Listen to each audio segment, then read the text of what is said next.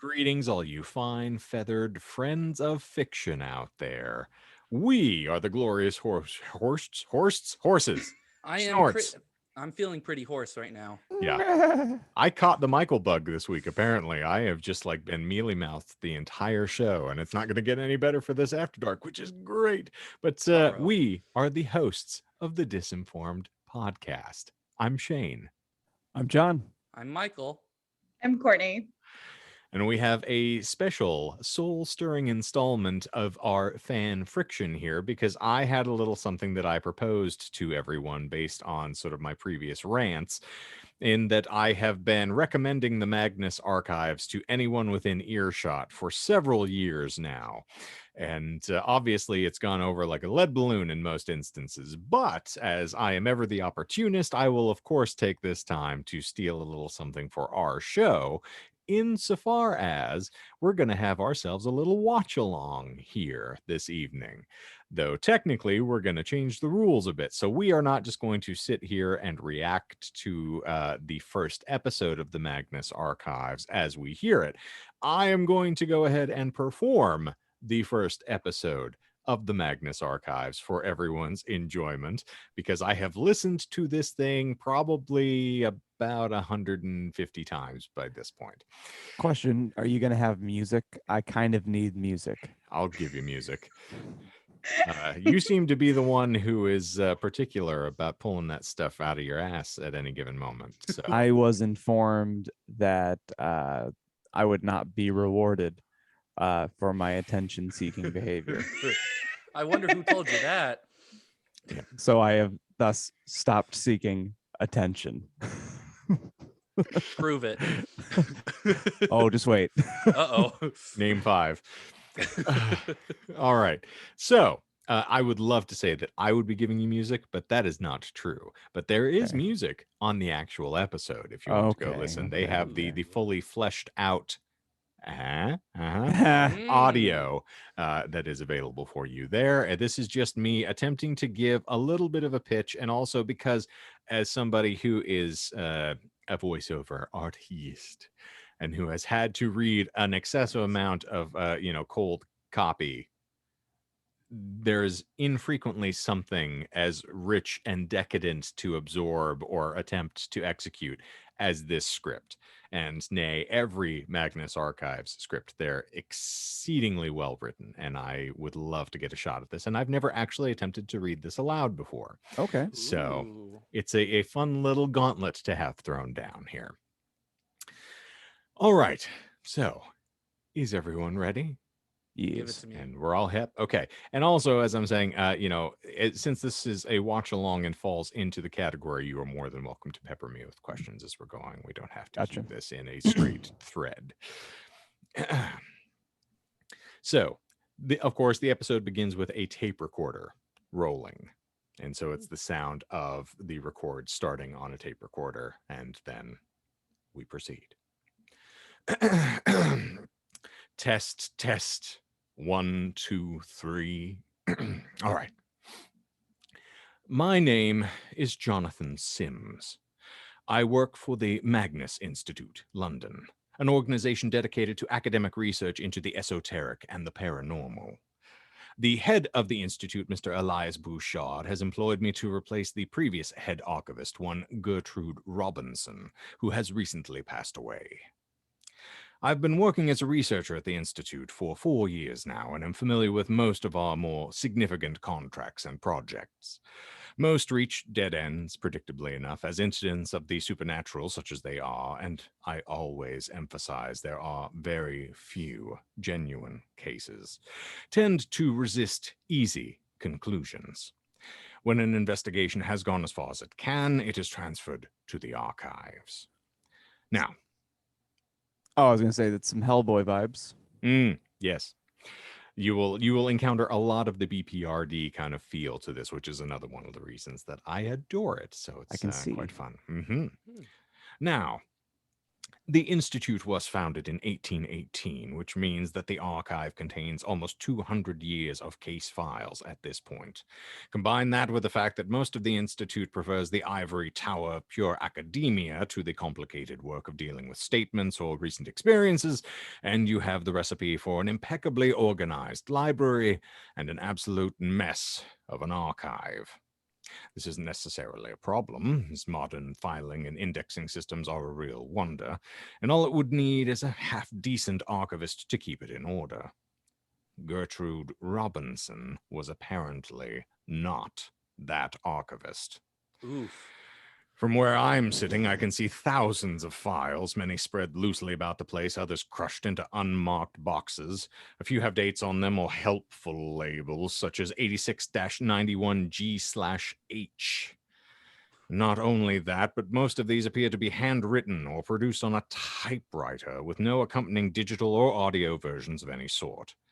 In fact, I believe the first computer to enter this room is the laptop that I brought in today. More importantly, it seems as though little of the actual investigations have been stored in the archives, and so the only thing in most of the files are the statements themselves. It is going to take me a long time to organize this mess. There's gonna be a lot of seasons. I've managed to secure the services of 2 researchers to assist me. Well, technically 3, but I don't count Martin, as all he's likely to contribute is, well, he's unlikely to contribute anything but delays. And I plan to digitize the files as much as possible and record audio versions, though some will have to be on a tape recorder, as my attempts to get them on my laptop have met with significant audio distortions. Alongside this, Tim, Sasha, and yes, I suppose Martin will be doing some supplementary investigation to see what details may be missing from what we have. I'll try to present these in as succinct a fashion as I can at the end of each statement. I can unfortunately promise no order in regards to the date or theme of the statements that are recorded, and can only apologize to any future resource for... Let me start over. And can only apologize to any future researcher attempting to use these files for their own investigations. That's probably enough time spent making my excuses for the state of this place. And I suppose we have to begin somewhere. Everyone with me thus far? Oh, yeah. Statement of Nathan Watts regarding an encounter on Old Fish Market Close, Edinburgh. Original statement given April 22nd, 2012. Audio recording by Jonathan Sims, head archivist of the Magnus Institute, London. Statement begins. This all happened a couple of years ago, so I apologize if some of the details are a bit off. I mean, I feel like I remember it clearly, but sometimes things are so weird that you start to doubt yourself. No, still, I suppose it's kind of weird, and that's what you guys do, right? So I'm studying at the University of Edinburgh, biochemistry specifically. And I was in my second year at the time this happened. I wasn't in any sort of university accommodation at this point, and I was renting a student flat down at the south side with a few other second years. To be honest, I didn't hang with them much. I took a gap year before matriculating, and so my birthday's in the wrong part of September, and I was nearly 2 years older than most of my peers when I started the course. I got on with them fine, you understand, but I tended to hang out with most of the other older students. And that's why I was at the party in the first place. Yes. Michael Macaulay, as a good friend of mine, he'd just been accepted to do a master's degree in earth sciences, so he decided a little celebration was in order. Well, maybe party isn't quite the right word. We just kind of invaded the almanac down on the Royal Mile, drank long enough and loud enough that eventually we had the whole back area to ourselves. Now, I don't know how well you know the drinking holes of Edinburgh, but the Almanac has a wide selection of some excellent single malts, and I may have slightly overindulged. Michael. Statement of the century there. I should also note that he does these just straight. He reads them as though he's reading the statement. I just elected it's Scotland. fair. I'm going to do a freaking Scottish accent because I can. Oh boy. It's more fun for me. But in any event, Was it good for you? oh, it's so good for me. Oh, good. You like that? You like my Scottish accent? Oh, you didn't like my song? Now, I don't know how well you know the drinking holes of Edinburgh, but the Almanac has a wide selection of some excellent single malts, and I may have slightly overindulged. I have vague memories of Mike suggesting a slow down, to which I responded by roundly swearing at him for failing to properly celebrate his own good fucking nose, or words to that effect. But long story short, I was violently ill around midnight and made the decision to walk the route home. I wasn't far to my flat, maybe half an hour if I'd been sober, and the night was cool enough that I remember having a hope the chill would perk me up some. So I headed for the Cowgate, and the quickest way to get there for the Royal Mile is down Old Fish Market Close.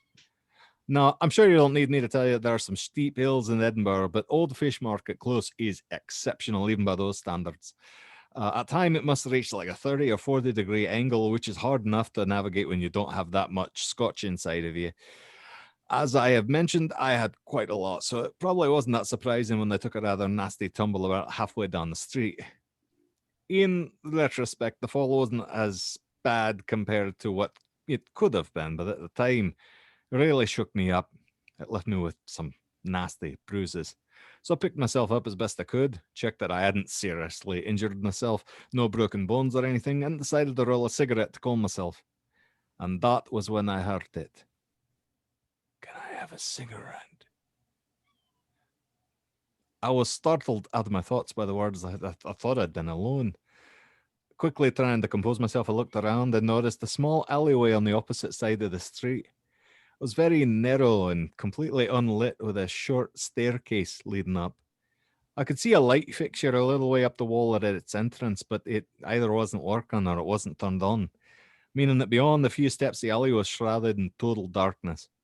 Stood there, a couple of stairs from the street, was a figure. It was hard to tell much about them as they were mostly in the shadows, though if I had to guess, I would have said the voice sounded male. They seemed to sway ever so slightly as I watched, and I assumed that they, like me, were probably a little bit drunk. So I lit my own cigarette and I held out my tobacco towards them, though I didn't approach. Asked if they were okay with the roll up. The figure didn't move except to continue the gentle swaying. And writing it down now, it seems so obvious that something was wrong. But if I hadn't been drunk, maybe I'd have noticed quicker. But even when the stranger asked the question again, can I have a cigarette? And also $3.50. Oh, look at you, Gotta you get motherfucker. there. Goddamn monster! I just need 350 cigarettes.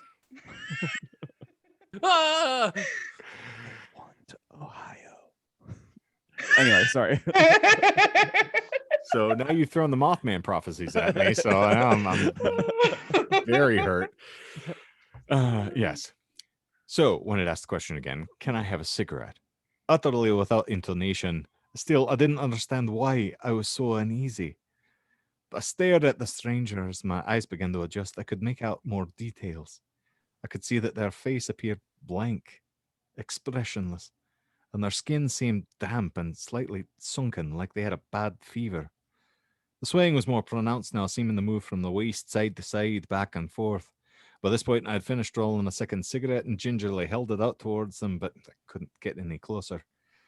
I decided that if this weirdo wanted a cigarette, they were going to need to come out of the creepy alleyway. And they didn't come closer and didn't make any movement at all except for the damn swaying. For some reason, the thought of an anglerfish popped into my head, and that single point of light dangled into the darkness, hiding the thing as you lure it in. Can I have a cigarette and 350? It spoke again with that same flat voice, and I realized exactly what was wrong. Its mouth was closed. Had been the whole time. Whatever was repeating that question, it wasn't the figure in the alleyway. I looked at their feet and saw they weren't quite touching the ground. The stranger's form was being lifted, ever so slightly, and moved gently from side to side. I dropped the cigarette and grabbed for my phone, trying to turn on the torch. I don't know why I didn't run or what I hoped to see in the alley, but I wanted to get a better look. And as soon as I took out my phone, the figure disappeared. So they folded at the waist and then vanished back into the darkness, as if like a string had gone taut and pulled it back. I turned on the torch and stared into the alley, but I saw nothing. Just silence and darkness. I staggered back up the Royal Mile, which still had lights and people, and found a taxi to take me home. I slept late the next day. Made sure I didn't have any lectures or classes. I intended to be sleeping off a heavy night of drinking, which I guess I was, although it was that bizarre encounter that kept playing in my mind. And so, after making my way through 2 liters of water, some painkillers, and a very greasy breakfast, I felt human enough to leave my flat and go investigate the place in daylight. The result was unenlightening. There were no marks, no bloodstains, nothing to indicate that the swine figure had ever been there at all. The only thing I did find was an unsmoked Marlboro Red cigarette, lying there below the burnt-out light fixture. Beyond that, I didn't really know what to do. Did as much research as I could on the place, but I couldn't find anyone who had any experience similar to mine. There didn't seem to be any folklore or urban legends I could find out about the old fish market close. A few friends I told about what had happened just assumed I'd been accosted by some stranger, and the alcohol had made it seem much weirder than it was. I tried to explain I've never had any hallucinations while drunk, and there's no way this guy'd just been a normal person. He always gave me one of those looks halfway between pity and concern, and I'd shut up. I never did find anything else out about it, but a few days later I saw some missing person appeals go up the round compass. Another person had disappeared. John Fellas, his name was. Though I didn't really know the guy and I couldn't tell you much about him except for 2 things that struck me as very important. He'd been at the same party, and as far as I remember, he'd still been there when I left. The other was just that, well, on the photo they'd used for his missing persons appeal, couldn't help but notice there's a pack of Marlboro Red cigarettes poking out of his pocket.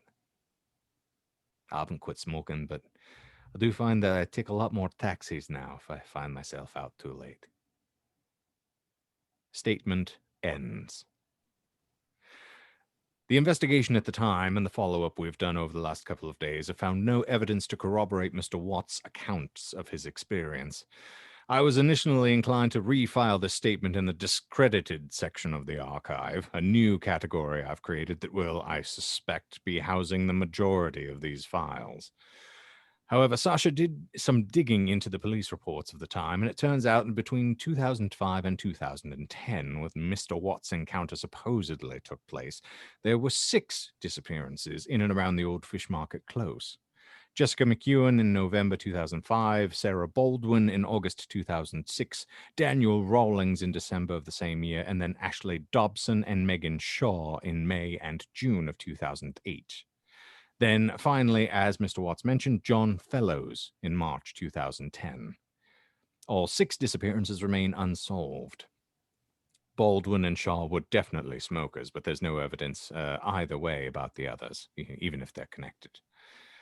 Sasha did find one thing, specifically in the case of Ashley Dobson. It was a copy of the last photograph taken by her phone and sent to her sister Siobhan. The caption was, "Check out this drunk creeper, LOL." But the picture is of a darkened, apparently empty alleyway with stairs leading up into it. It appears to be the same alleyway with which Mr. Watts described in his statement.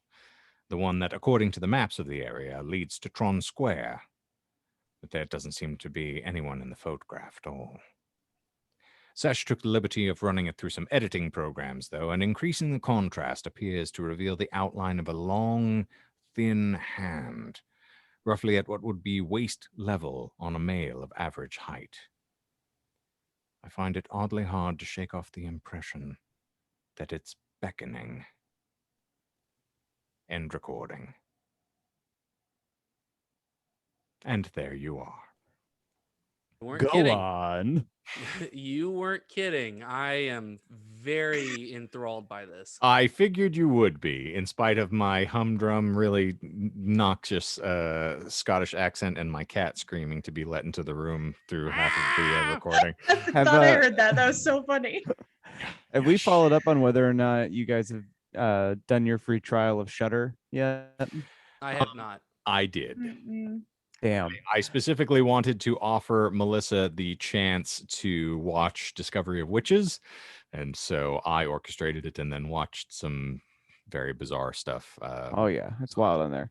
They have an original. It's called Mortuary Collection, and it's an anthology film. And that's kind of what this one reminded me of. So, like Night Vale meets an anthology kind of thing. Mm-hmm. That's what I'm saying about this. Is what it reminds me of so far. Yes, and it's it has despite our feeling here, the music and the situations that they present and the atmosphere that they inject over the show in particular makes it exceedingly creepy at points. Nice. And as I said, when you start out, and we're beyond the full finale of the series, so if you're I'm not spoiling anything, but I will tell you that you start out and the statements, kind of as indicated in the intro, feel very disparate and completely disconnected. And it's just sort of random recurring events of the paranormal. But then you discover as the story goes along, there is a reason that all of these tales in particular have to be committed to tape. And that starts to play out over the course of the show. And then as you get into the deeper mythology and things start to manifest, you then see how these things are connected and the threads that join them. And then it makes the re-listenings even more enjoyable because for Michael, who enjoys these sort of seeds, there are at least 4 people in that list of individuals who disappeared who make an appearance over the course of the rest of the episodes. And you do not know these things until you hear the name and you're like, that sounds familiar. Like, I remember that person. Where the heck did I hear that name? And then you go back and you're like, holy hell, that was in the first episode. Like, they knew this was going to be happening, so that by the time you kind of see these things really manifest towards the end, you're like, this has been interconnected the entire time.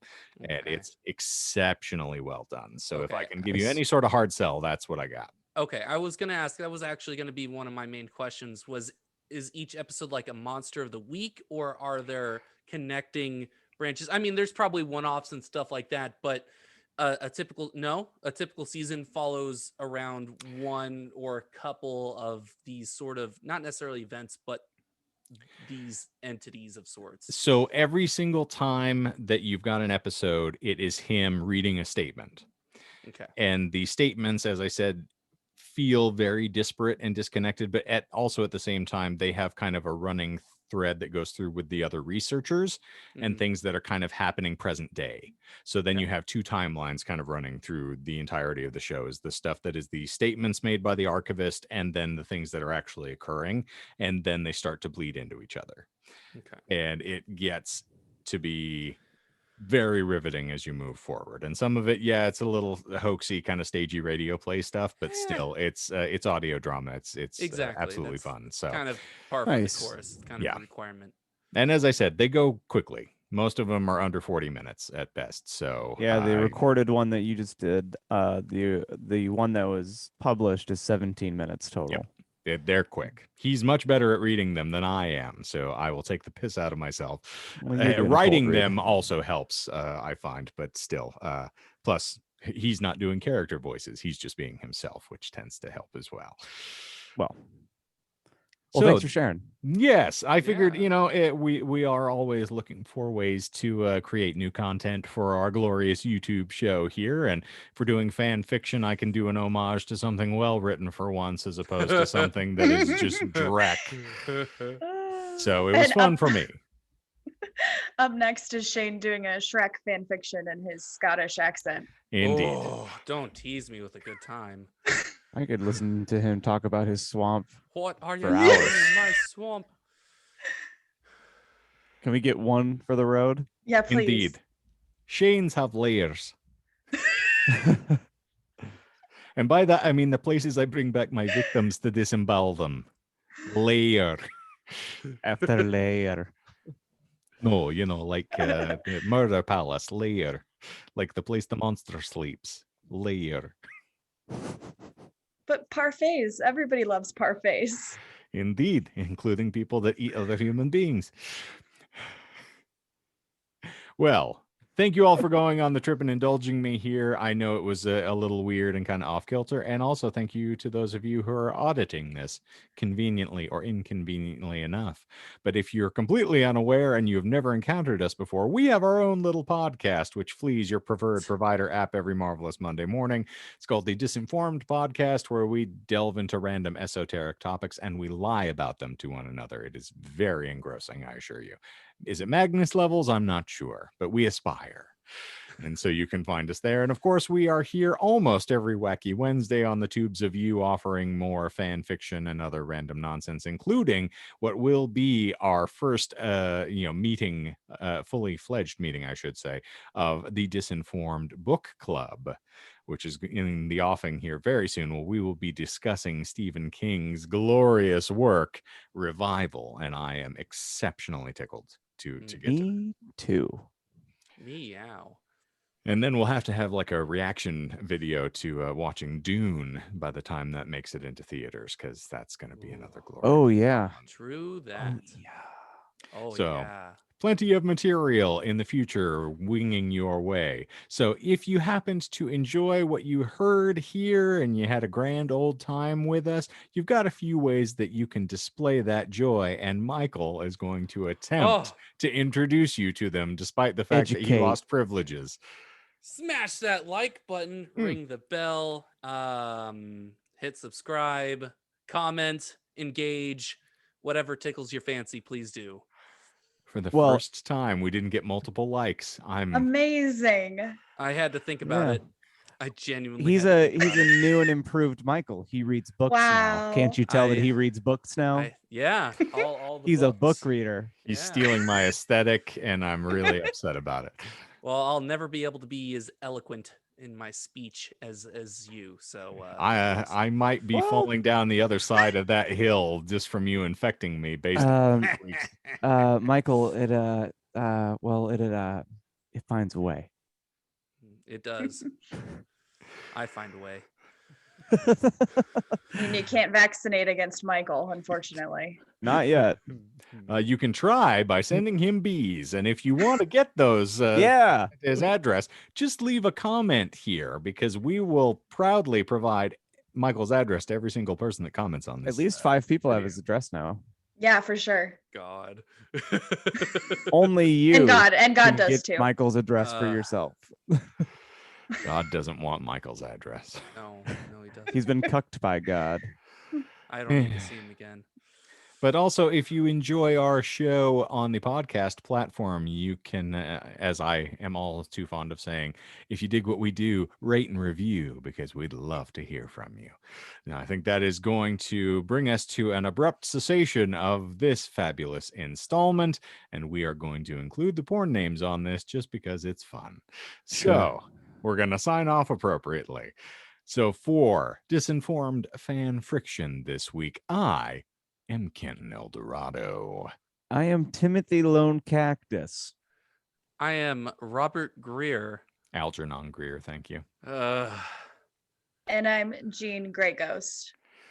Thank you all for hanging out. And Mr. Michael? Oh, I have to do this for this one too. Sure do. Zippity soup, we're out of here.